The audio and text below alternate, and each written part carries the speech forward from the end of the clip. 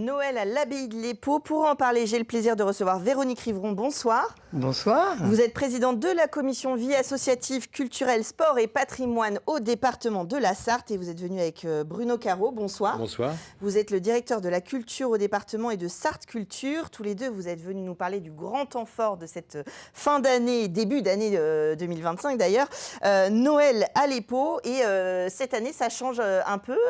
Il y a eu un renouvellement de marché public. Et puis, c'est l'agence Le Loup Blanc qui a préparé cette magie de Noël.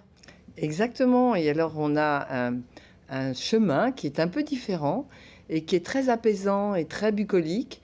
Et on découvre tout autour de l'abbaye un cheminement qui est magique et qui est pour les enfants un instant de bonheur. Et puis, en ce moment où c'est un peu compliqué, là, on pose ses valises et on se détend.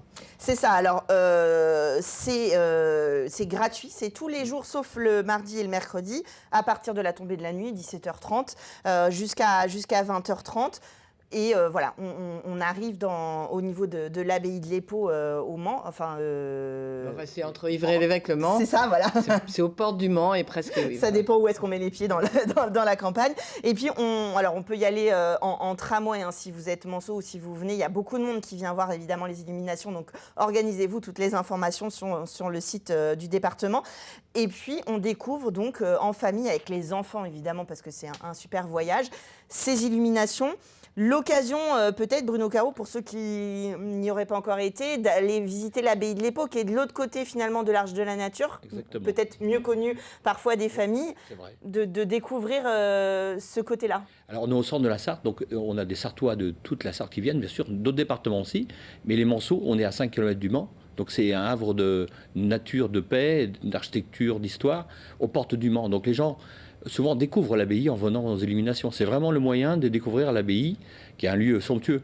Et là, on la met en scène, on l'a mis en valeur. Et donc, c'est un moment magique, comme disait Mme Rivron.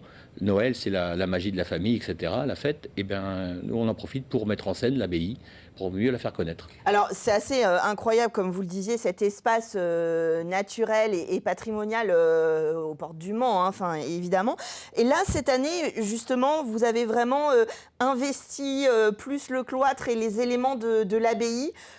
Finalement, peut-être je me trompe, hein, j'y suis pas encore allée cette année, mais ça valorise encore plus le domaine. Exactement, c'est une scénographie, une mise en scène de l'abbaye. On met en valeur le bâtiment, c'est quand même le cœur, c'est notre centre, hein, un peu l'abbaye de l'Épau. Mais c'est vrai que le cloître, on l'a soigné. On a aussi, comme disait Mme Rivron, proposé un parcours assez long, mais finalement avec les familles. On découvre les douves avec des jets d'eau. On découvre des lumières aussi solaires, parce qu'on a mis l'accent sur l'environnement. Alors, les douves, c'est incroyable, parce que moi, en regardant le dossier de presse, je me suis dit, mais les douves, quelles douves? Alors, vraiment, ça nous permet de redécouvrir, pourtant j'y suis déjà allée plein de fois, mais de redécouvrir et de se dire, ah oui, c'est là, c'est cet élément-là, etc. Alors, vous le disiez, c'est un passage incontournable, c'était quand même 58 millions, 58 000, oui. 58 millions peut-être pas quand même, 58 000 visiteurs l'année dernière, c'est déjà énorme. Et puis, il y a l'accent, comme vous le disiez, sur les LED et une baisse de consommation pour faire ces illuminations tout en étant le plus respectueux possible de l'environnement. Exactement. Et alors, quand vous avez des jets d'eau qui partent avec quelques chants de Noël, quand vous avez la prairie lumineuse, ce sont des lampes qui s'auto-alimentent, donc elles sont solaires, donc il n'y a pas de courant, mais c'est magique parce que tout d'un coup, on a l'impression d'avoir une abbaye qui se reflète dans l'eau. Et c'est un moment magnifique. Et puis, ce qu'il faut dire aussi, c'est qu'au cours du petit parcours que l'on fait, qui nous emmène au-delà du bâti, que les moines cisterciens avaient créé, il faut savoir que c'est quand même la reine Bérengère. Oui, c'est ça, c'est quand même voilà, du XIIIe siècle. Ouais. XIIIe siècle. Eh bien, on finit la promenade avec une promenade gourmande, avec les produits de l'abbaye, c'est-à-dire les cakes au miel de l'abbaye, les gâteaux aux carottes et aux courgettes, enfin bref, tout ce qui est fait dans l'abbaye, avec la soupe, bien sûr, des produits de l'abbaye, le chocolat chaud, le vin chaud pour les parents, et puis des petits cadeaux qu'on peut offrir au moment de Noël, qu'on peut trouver vraiment des choses autour de l'abbaye, et ce fameux livre qui vient de sortir, 303, qui vient de sortir et qui relate de façon très judicieuse et ludique la merveille qu'est l'abbaye avec un comité scientifique, donc l'histoire. Et puis c'est un peu Sherlock Holmes, l'abbaye, parce que vous avez toujours des choses nouvelles que l'on découvre et vous retrouvez ça dans le livre 303. Donc vous voyez, vous avez à la fois un parcours et puis des idées de cadeaux. C'est ça, vous avez plus d'excuses pour ne pas y aller. On va regarder, je vous propose de regarder ensemble le teaser que vous avez fait qui donne très envie.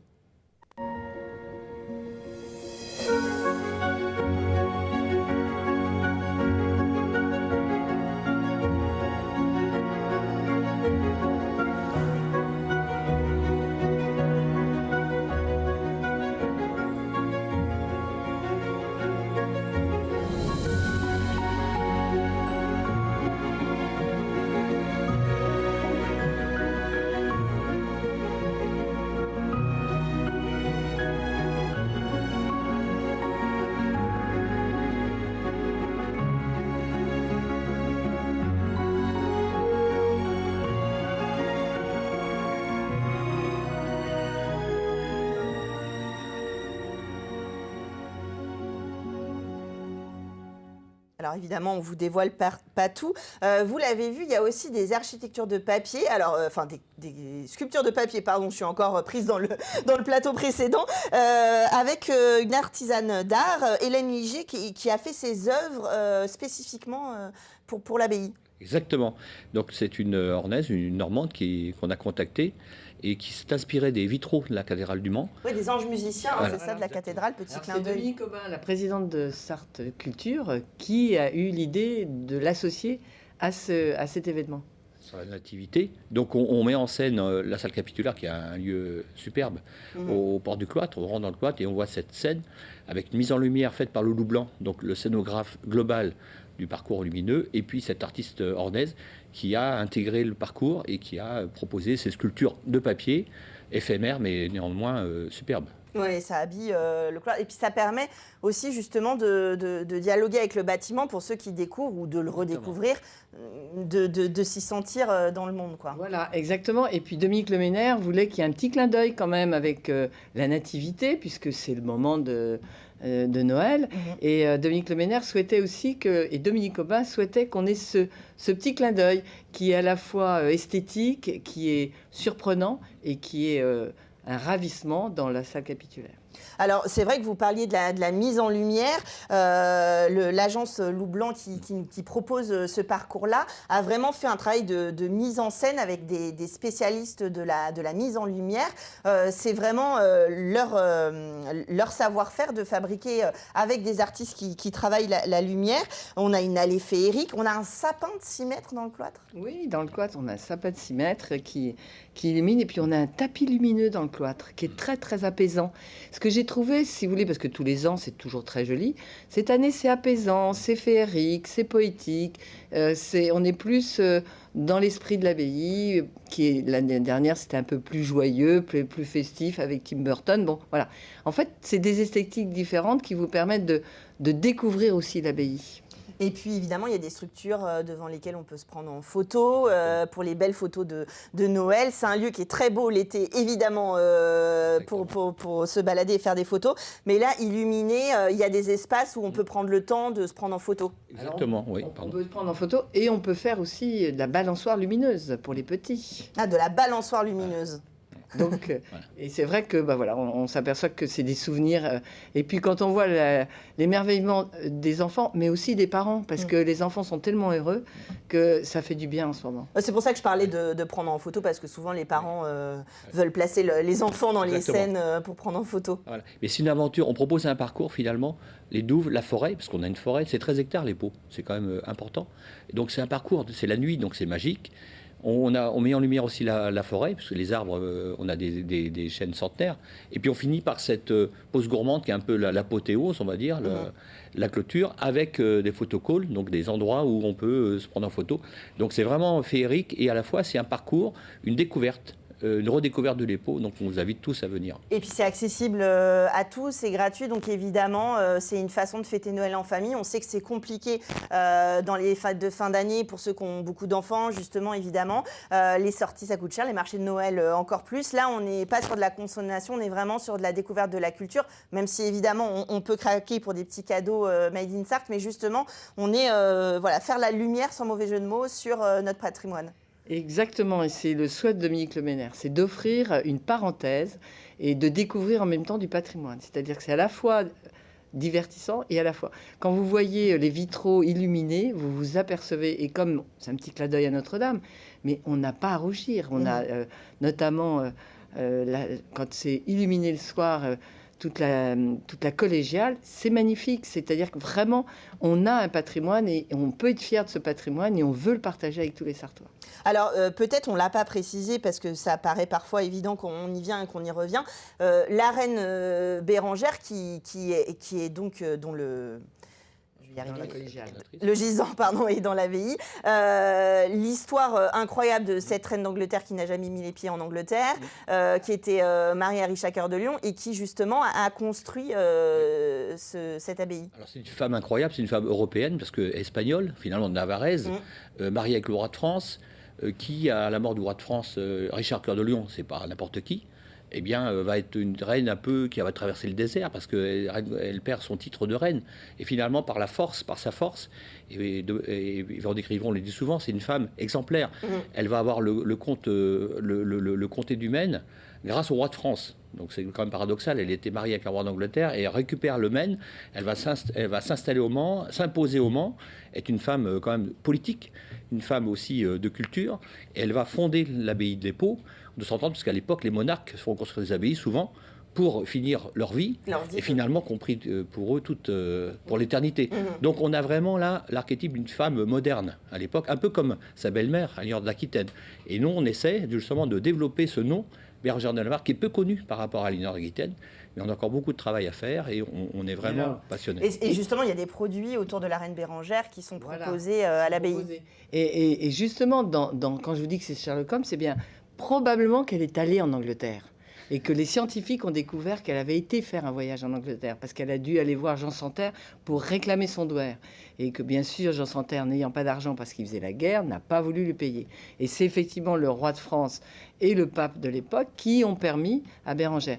Mais là où elle est très forte, c'est qu'on en parle encore. 13 siècles, au 13e aujourd'hui, et c'est une femme qui est moderne et qui a défendu, comme aujourd'hui on essaie de faire, une égalité de traitement entre un homme et une femme, un roi, une reine, le même traitement. Donc on peut être fier de notre reine. Oui, on peut être fier de notre reine et puis aller découvrir donc cette abbaye.